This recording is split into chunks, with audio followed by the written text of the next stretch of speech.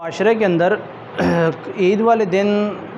ویسے بھی عام طور پہ ہمارے معاشرے کے اندر رسوم و رواج جو ہیں دین کے نام پہ بہت زیادہ ہیں،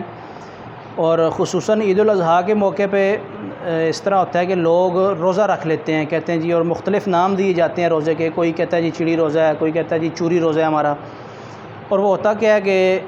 عید سے پہلے کچھ نہیں کھاتے، صبح کہتے ہیں جی ہم نے روزہ رکھ لیا، نیت کر لیتے ہیں روزے کی،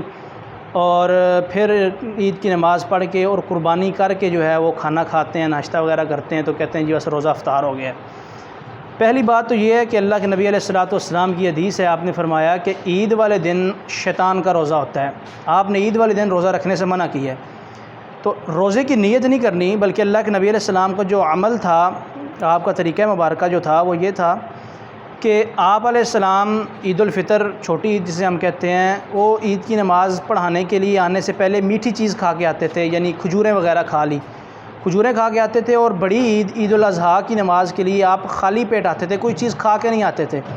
اور جب عید کی نماز پڑھا کے قربانی کر کے قربانی کے گوشت سے آپ ناشتہ کیا کرتے تھے، لیکن آپ نے اس چیز کو روزے کا نام نہیں دیا۔ یہ روزہ رکھنا یہ ایک شیطان کی طرف سے ہمارے ذہن میں بات ہے جس سے ہمارا اجر ضائع ہو سکتا ہے۔ اللہ کے نبی علیہ السلام کا جو طریقہ ہے وہ یہی ہے کہ آپ عید الاضحیٰ کی نماز کے لیے آتے، بغیر کچھ کھائے پیے نماز پڑھا کے قربانی کرتے، اور قربانی کے گوشت سے ناشتہ کیا کرتے تھے۔ قربانی کا گوشت کھاتے سب سے پہلے۔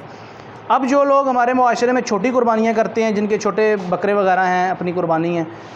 ان کے لیے تو آسانی ہے، وہ نماز عید سے پہلے خالی پیٹ آ جائیں اور نماز عید پڑھنے کے فوراً بعد جائیں، گھروں میں خود قربانی کریں، اور قربانی کا گوشت وغیرہ بنانے کے بعد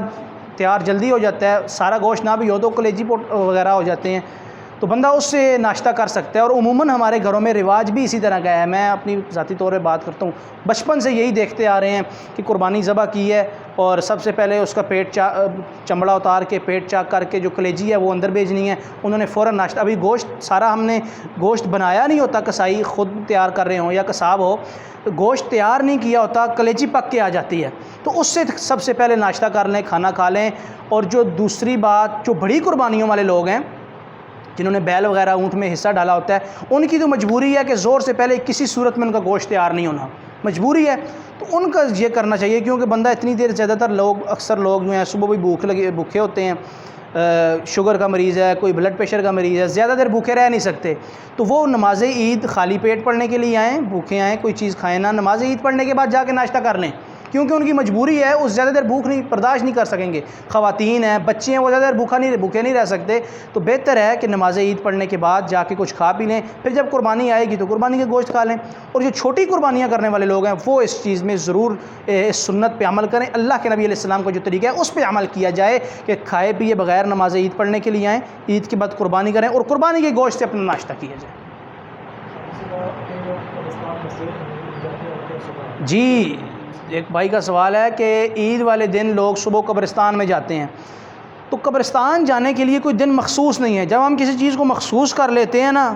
تو اس کے لیے دین میں ہمیں ثبوت چاہیے۔ کسی عمل کو بھی خاص اگر آپ نے کرنا ہے نا، آپ نے کوئی نفل پڑھنے ہیں، عام طور پہ آپ نوافل ادا کرنا چاہتے ہیں، تو جو ممنوع اوقات نہیں ہے تو آپ نوافل پڑھ سکتے ہیں، لیکن انہی نوافل کو جب آپ کسی چیز کے لیے، کسی وقت کے لیے یا کسی جگہ کے لیے خاص کر لیں گے نا، تو اس کے لیے ہمیں دلیل چاہیے ہوگی۔ تو عید والے دن جو لوگ قبرستان جاتے ہیں، یہ ایک رسم ہے، اس طرح نہیں کرنا چاہیے، بلکہ